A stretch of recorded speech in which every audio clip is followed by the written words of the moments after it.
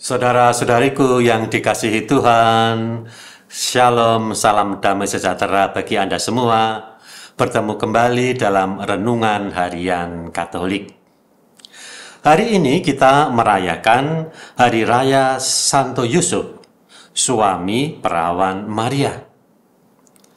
Santo Yusuf dikenal sebagai pelindung keluarga Nazaret, juga pelindung keluarga beriman. Yusuf juga menjadi pelindung kesejahteraan mental dan spiritual. Betapa penting hal ini bagi kita pada saat masa-masa pasca pandemi ini. Masa-masa pasca pandemi ternyata menyisakan banyak efek-efek derita. Memang pandemi sudah berlalu, tetapi mungkin beratnya hidup belum berlalu karena belum pulihnya ekonomi keluarga. Mungkin juga rasa sedih itu belum berlalu karena kehilangan sanak saudara. Masa-masa pasca pandemi, saudara-saudariku, orang membutuhkan spirit hidup yang kuat. Spirit hidup yang mungkin berasal dari diri sendiri, yang disebut dengan spirit pribadi, di mana itu bisa kita temukan dalam Injil hari ini yang berbicara tentang spirit Santo Yusuf. Selain spirit pribadi, kita juga membutuhkan spirit dari Roh Allah.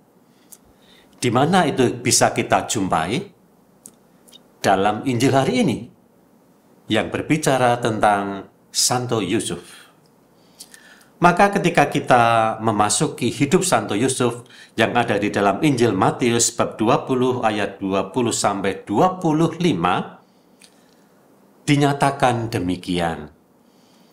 Ketika ia mempertimbangkan maksud itu, yaitu maksud menceraikan Maria secara diam-diam, malaikat Tuhan nampak kepadanya dalam mimpi dan berkata, "Yusuf, anak Daud, janganlah engkau takut mengambil Maria sebagai istrimu, sebab anak yang di dalam kandungannya adalah dari Roh Kudus." Dan seterusnya. Hal itu terjadi supaya genaplah yang difirmankan Tuhan oleh Nabi. Dan seterusnya. Dan apa yang dilakukan oleh Yusuf? Sesudah bangun dari tidurnya, Yusuf berbuat seperti yang diperintahkan malaikat Tuhan itu. Ia mengambil Maria sebagai istrinya. Maka ada dua spirit yang dimiliki Yusuf. Spirit pribadi yang melahirkan keputusan menceraikan Maria secara diam-diam, damai, tidak mempermalukan orang. Tetapi spirit yang kedua adalah spirit yang berasal dari Roh Allah sendiri. Ia terbuka pada sabda dan memiliki kepekaan untuk melihat kehendak Allah. Kehendak yang menginginkan manusia membuat keputusan yang terbaik karena ada rencana Allah yang besar. Maka dari peristiwa keputusan Yusuf yang ingin menceraikan Maria secara diam-diam karena ia mengandung Tuhan, dan kemudian ia beralih untuk mengambil keputusan mengambil Maria sebagai istrinya, kita bisa melihat ada dua spirit yang dimiliki oleh Santo Yusuf. Spirit hidup pribadi, yaitu hati yang tulus. Hati yang tulus itu hati yang menghormati martabat pasangannya, yaitu Maria. Maka dia tidak ingin mempermalukan Maria. Kasih itu sabar, kasih itu murah hati. Ia membuat keputusan yang bersifat manusiawi dan tidak arogan. Kasih itu tidak memegahkan diri. Maka dia tidak ingin mempermalukan dan tidak membuat sebuah keputusan karena dia merasa bersih. Yang ketiga, ternyata ia membuat keputusan berdasarkan hati nuraninya. Maka keputusan itu akan menghasilkan rasa damai. Kasih itu menutupi segala sesuatu, kasih itu menyempurnakan segala sesuatu.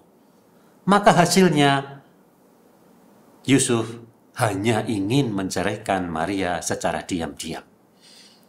Tetapi keputusan yang kedua yang berbicara spirit hidup yang mendengarkan roh Allah, hasilnya memang berbeda. Hati yang terbuka pada sabda. Suara malaikat yang didengar oleh Yusuf dalam mimpinya adalah manifestasi dari sabda Allah. Dalam perjanjian lama, sabda Allah itu juga dimanifestasikan dalam hadirnya malaikat. Bahkan kadang-kadang manifestasi diri Allah sendiri itu juga ditampilkan dalam rupa malaikat.